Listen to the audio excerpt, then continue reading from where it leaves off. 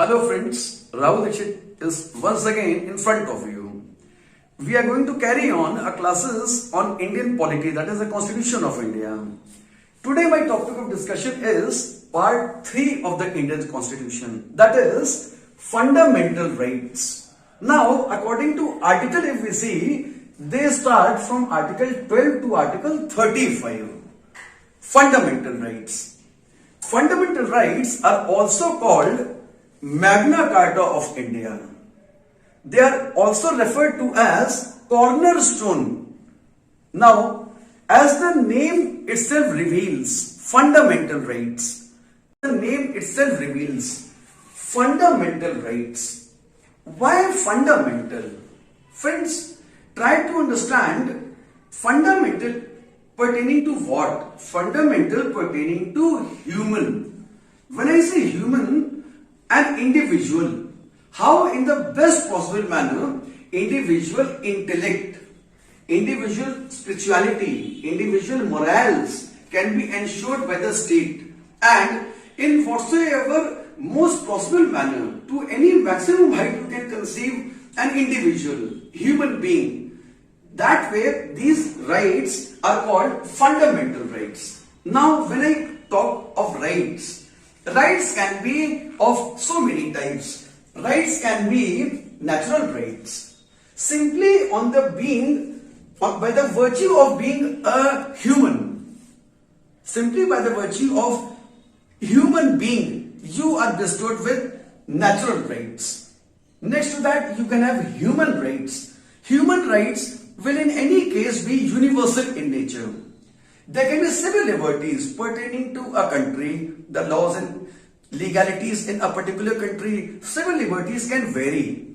Now, part 3, fundamental rights, from article 12 to 35, referred as Magna Carta of the country, referred as cornerstone of the country.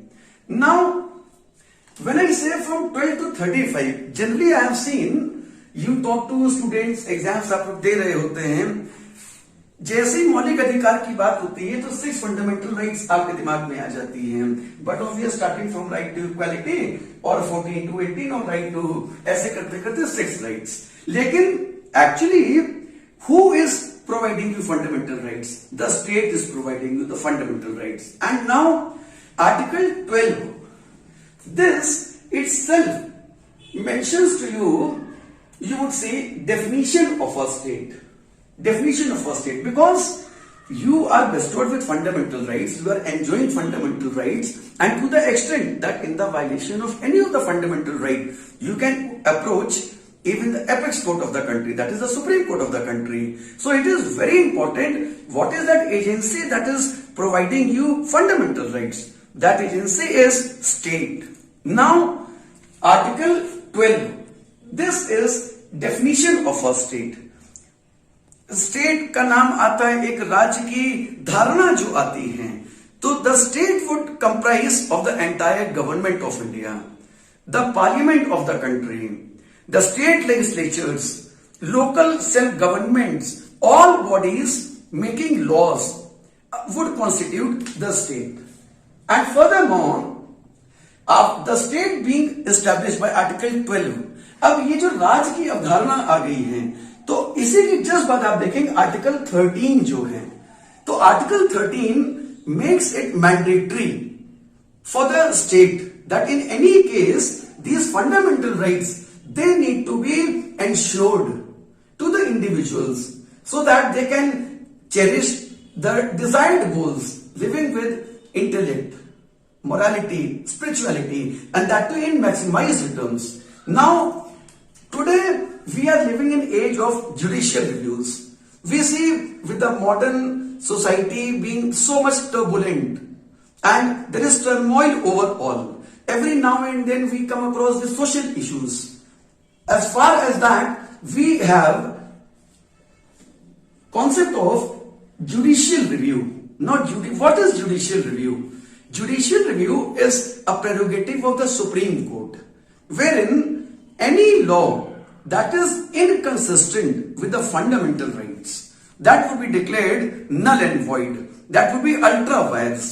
So with the concept, with the aspect of judicial review, the government is keen enough, the judiciary of the country is keen enough कि किसी भी सूरत में ये मौलिक अधिकार का हनन बिल्कुल भी ना होने पाए। आप देखेंगे article 31 and 32 so much so doctrine of severability की बात करता है और ये आजादी से जुड़ा पक्ष है। बिकॉज अगर मैं ये कहूं, we understand the making and the framing of the constitution, मेरे बस जस्ट पहले के लेक्चर्स में आप देखेंगे तो challenges, framing of the constitution, nature of the constitution, इस कॉन्टेक्स्ट में अगर आपसे कोई पूछे कि ये जो संविधान वर्तमान बनके तैयार हुआ है इसका पूर्ववर्ती स्वरूप क्या था, so very crystal clear it is that the government of India at 1935, that is the prelude to the present constitution of India. But it is a very interesting fact to know that the only difference and the most significant difference between the government of India at 1935 and the present constitution of India is that the presence of fundamental right in the latter. ये जो मौलिक अधिकार की उपस्थिति है निवर्तमान संविधान में, ये भारत सरकार अधिनियम 1935 से इसको पृथक करती है। Meaning that the entire gamete of Indian constitution, इसमें सब कुछ, और जब मैंने आपसे कह दिया कि it is Magna Carta of India, it is the corner stone. Further more एक बहुत इंटरेस्टिंग मैं आपको एस्पेक्ट बताऊं, हमेशा याद रखिएगा ये लगातार प्रीलिम्स में क्वेश्चंस पूछे जाते रहे हैं, Magna carta, corner stone. And one thing very important friends, मैंने आपको बताया part 3 of the Indian constitution, that is fundamental rights. This, when joined with part 4, that is Directive Principles of State Policy, part 3 of the Constitution, joined with part 4, कितनी अच्छी बात मैं आपको बता रहा हूं। This constitutes the conscience of the Constitution, conscience of the Constitution। ये कितनी सराहनीय बात है कि पार्ट 3 अर्थात मौलिक अधिकार, chapter on fundamental rights, part coupled with part 4 directive principles of state policy, राज्य के नीति निर्देशक तत्व, ये जो मौलिक अधिकार और राज्य के नीति निर्देशक तत्व का एक साथ जब युग्म बनता है, टुगेदर दिस एस्टैब्लिश होती है फंडामेंटल राइट्स में और directive principles of state policy में, तब उसको बनते हम कहते हैं कॉन्शियस ऑफ द कॉन्स्टिट्यूशन। आत्मा क्या निहित है भारत के संविधान की, और फिर किस टॉर्च लाइट के तहत तमाम मौलिक अधिकारों को देखा जाएगा। Now if we go back in the history, बहुत क्वेश्चन पूछे जाते हैं कौन सी बात कहां से ली गई है, तो we all understand fundamental rights have been derived, have been taken from the constitution of US. And मैंने बताया इसी कॉन्टेक्स्ट में सबसे पहले वी हैव आर्टिकल 12 जो स्टेट की बात करता है, एंड आर्टिकल 13 जो सीधे सीधे how far the judicial setup of a country that can be made so very strong to see whether the fundamental rights, other laws related, they are consistent with the fundamental rights और not. ये बात judicial review की, तो judicial review का जो concept है even that is taken from the constitution of US. Now अब हम बात करते हैं कि कितने टाइप के फंडामेंटल राइट्स हो सकते हैं। ये तो आप सभी को बहुत अच्छे से, स्टूडेंट्स, मुझे लगता है कि it is so very understood to you. Copy pen लेके बैठा कीजिए, चैनल सब्सक्राइब कीजिए, क्योंकि लगातार आप देखेंगे बस मैं मेहनत कर रहा हूं। जैसे आप मेहनत कर रहे हैं तो मैं भी 24 घंटे आप ही के साथ लगा हुआ हूं in order to make constitution of India so very lucid, so very easily understandable to each of you. Now there are 6 group of fundamental rights, जिसमें सबसे पहले we have right to equality from article 14 to article 18। अब आपको बहुत अच्छे से समझ में आ रहा है कि आर्टिकल 14 से लेकर आर्टिकल 18 जो है, क्योंकि एक आम सवाल किसी भी, मैं देखता हूं संविधान के एक्सपर्ट के और जो नागरिक हैं उनके मन में ये आता है कि मतलब फंडामेंटल राइट एनक्रोच किया जा सकता, अगर हो रहा है तो हम सुप्रीम कोर्ट तक जा सकते हैं। लेकिन मैं आपको ये बता दूं कि fundamental rights are not absolute, reason being with reasonable restrictions, these fundamental rights can be put to a standstill position. जैसे कि खास तौर से article 20 and article 21 national emergency के समय में, ये दोनों आर्टिकल्स बहुत ध्यान रखिएगा, कई बार एग्जाम से पूछा गया है और कंफ्यूजन कहां होता है मैं अभी आ रहा हूं उस पर। आर्टिकल 20 एंड 21 नेशनल इमरजेंसी के समय पे सस्पेंडेड रहता है। फिर से कह रहा हूं, article 20 and 21 very simple, national emergency के समय में। लेकिन ऐसा कैसे हो सकता है आप लोगों के दिमाग में 2021 की बात है तो 19 की बात ही ना है। बहुत क्रिस्टल क्लियर अंडरस्टैंडिंग रखिएगा। आर्टिकल 19 सस्पेंड तब होगा जब national emergency with external aggression लगी हुई होगी। National emergency with external aggression जब होगी then article 19 would be suspended. Normal national emergency की सूरत में article 20 and 21 would remain suspended. ये मैं इसलिए बता रहा हूं क्योंकि ये भी एक तरह से उदाहरण का ही कार्य कर रहा है इस जगह, यदि आप गंभीरता से देखें। Because fundamental rights are not absolute, ये एकदम कॉन्सेप्ट आपको क्लियर होना चाहिए। And whatever remains the issue of amendment of the constitution, तो अमेंडमेंट हो सके कॉन्स्टिट्यूशन का, इसीलिए तो आर्टिकल 13(1) कंसिस्टेंसी को डिसाइड कर रहा है with the agency of judicial review, जिसलिए हमारे माननीय सर्वोच्च न्यायालय, उच्च न्यायालय गठित किए गए हैं। तो इसमें बिल्कुल मुझे लगता है आपको कंफ्यूजन होने की जरूरत नहीं है, और वैसे भी मैं कंफ्यूजन होने नहीं दूंगा आपको। अब कम से कम कॉन्स्टिट्यूशन में और आगे के जितने भी हमारे लेक्चर्स आएंगे, अभी आप देखेंगे इकोनॉमिक्स के लेक्चर्स आएंगे, साइंस एंड टेक के आएंगे, और हिस्ट्री तो क्या कहने दैट वे। तो coming back again, now 6 group of fundamental rights. सबसे पहला है right to equality from article 14 to 18। Second, right to freedom, और इसमें भी अगर आप देखेंगे तो आपको एक ऑर्डर दिखाई देगा, क्योंकि the main orientation, the real purpose of having the concept of fundamental right, क्योंकि कैसे राइट्स, राइट तो आपके नेचुरल भी थे, ह्यूमन भी थे, सिविल लिबर्टीज भी थी, बट व्हेन आई से fundamental, fundamental means something that is most essential for the attainment of human dignity and individual liberty, his intellect, his scientific temperament, then only we would say this is fundamental. And definitely with the coupled with an aspect of directive for state policy, this is the conscience of the state. आप सोचिए वैश्विक मानचित्र पर, international arena में जब भी भारत के संविधान की चर्चा होती होगी तो कितने सुपर फाइन क्रेडेंशियल्स हमारे कॉन्स्टिट्यूशन के एस्टैब्लिश हैं। एक मीनिंगफुल, एक डिग्निफाइड, एक सिग्निफिकेंट लाइफ हम सब जीते हैं बतौर भारत के नागरिक। Now second is right to freedom, from article 19 to article 22, and furthermore let me make it clear, अब 14 से 18 तो कह दिया गया है, तो ये तो आपका प्राइमरी क्वेश्चन कवर हो रहा है कि ये समता का अधिकार, right to equality, but we understand there would be 14, 15, 16, 17 and then 18। मैं इस पे भी कॉन्सिक्वेंट लेक्चर्स में आऊंगा। Second, right to freedom from 19 to 22। Third, right against exploitation. अब एक्सप्लॉइटेशन किसी भी एंड पे हो सकता है। There can arise any event of arbitrary action, maybe from the state, from any rungs of the society, because आखिरी में तो आपको पता है कि haves and have-nots के बीच बस दो ही वर्ग संघर्ष हैं, haves and have-nots। तो right against exploitation 23 and 24। Fourth, right to freedom of religion। देखिए कितनी शानदार बात है, right to religion, meaning that India का जो खुद का कॉन्स्टिट्यूशन है वो स्टेट के लिए कहता है कि India is a secular state, meaning that the state does not have a religion of its own, but then it gives to you total autonomy. और कितनी खूबसूरत बात वो कहता है कि based upon your consciousness. Even constitution of India तो उस इंसान के भी साथ है जो नास्तिक है, जो एथिस्ट है। Now right to freedom of religion, article 25 to 28। Fifth, cultural and educational rights, but obvious a state which would be securing the interest of religion, तो religion से related cultural rights होंगी, educational rights होंगी। These are being covered by article 29 and article 30।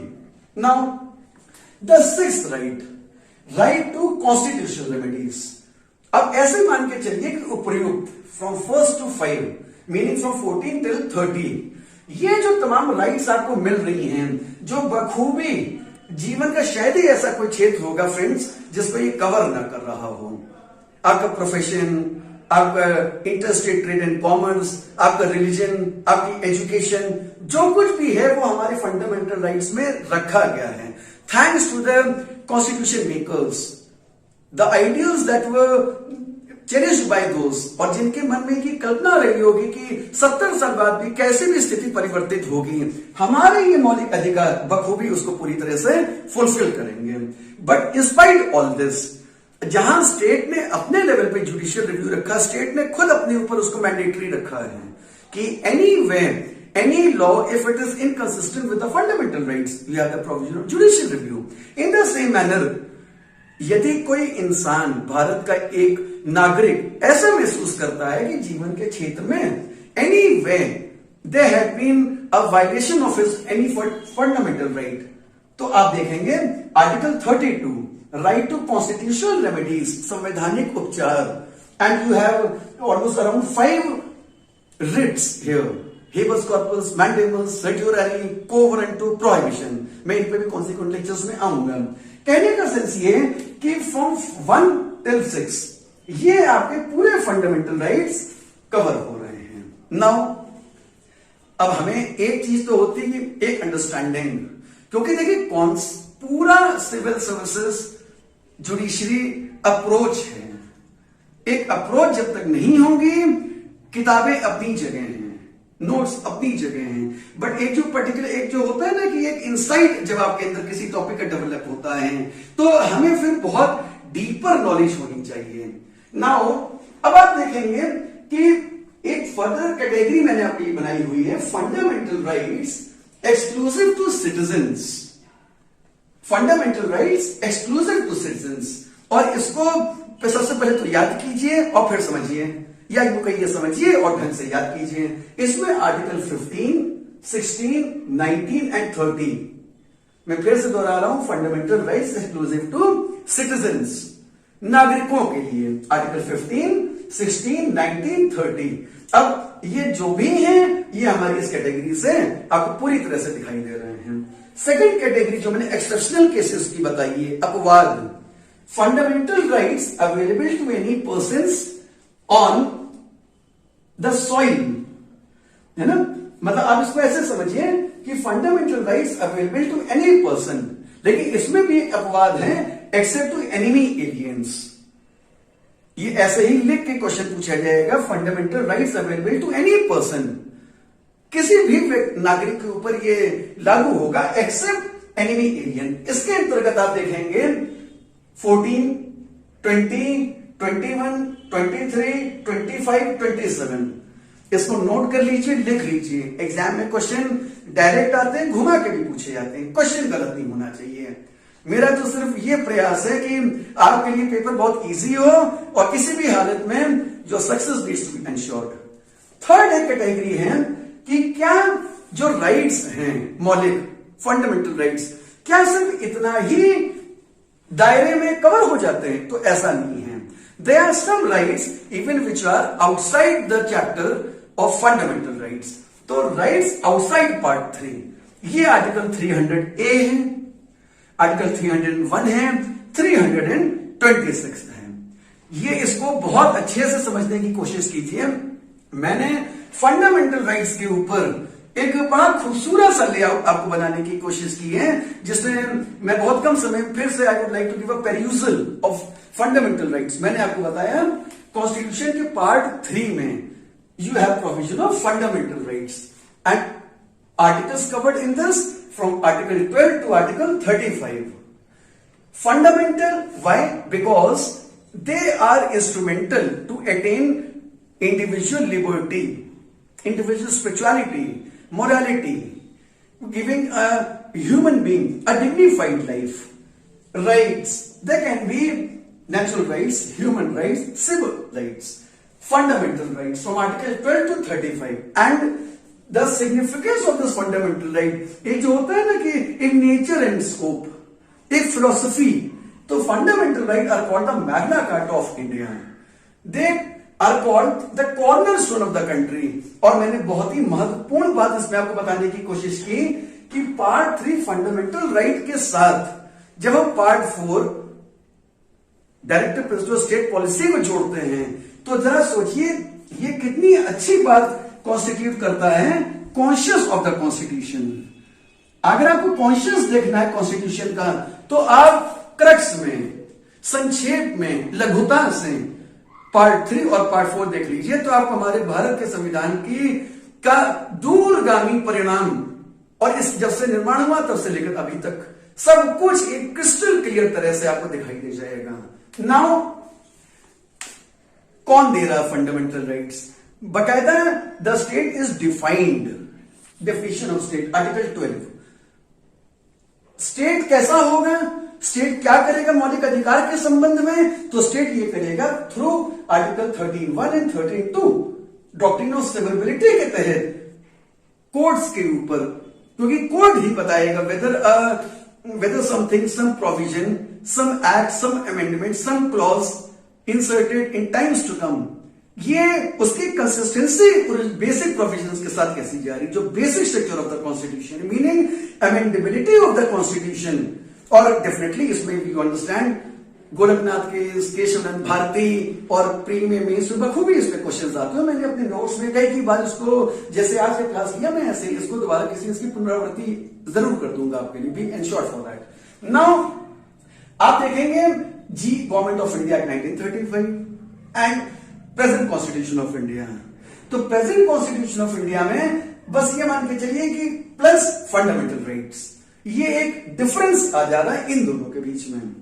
Finally वो बहुत ही ready reckoner की तरह से ये होना चाहिए कि हमारे जो 6 ग्रुप्स ऑफ फंडामेंटल राइट्स हैं एंड फाइनली इनके साथ एक्सेप्शंस क्या बनते हैं, क्योंकि देखिए एक्सेप्शंस पे तो क्वेश्चन आने ही आने हैं।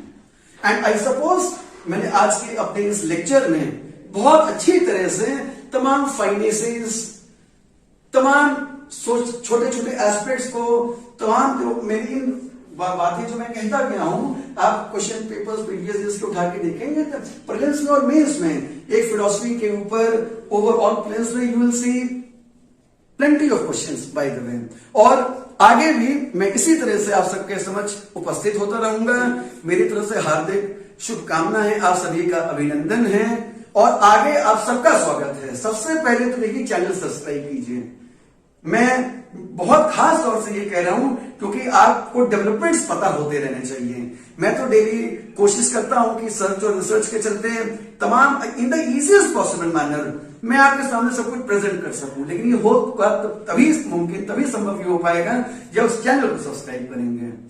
खूब अच्छे से पढ़ाई कीजिए, पर्टेनिंग टू पीसीएस जो है। आपको याद होगा कि मेरे पहले जो 2 वीडियोस हैं बहुत अच्छे से मैंने आपको 100% स्ट्रेटेजी दी है। अगर आपने नहीं देखा है तो kindly go through my previous videos, जिसमें मैंने पीसीएस को लेके जो पहले तो हमारे वीडियोस हैं उसमें आप देखेंगे ये 100% स्ट्रेटेजी है। एग्जाम 2.5 महीने में हो, 3 महीने में हो, 4 महीने में हो, या मैं कहूंगा अगले महीने हो जाए, आप उस रणनीति पे, उस स्ट्रेटेजी पे चलिए।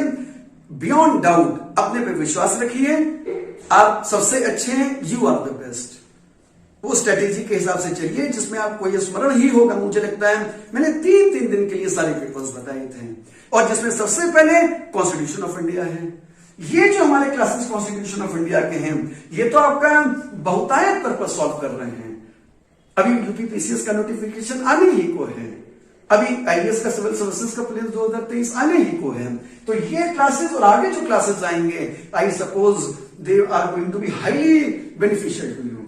सो I wish you all the success. बहुत अच्छे से तैयारी कीजिए। And Rahul Dikshit is myself Rahul Dikshit. So very deeply my life, myself is committed to the cause of higher education in India.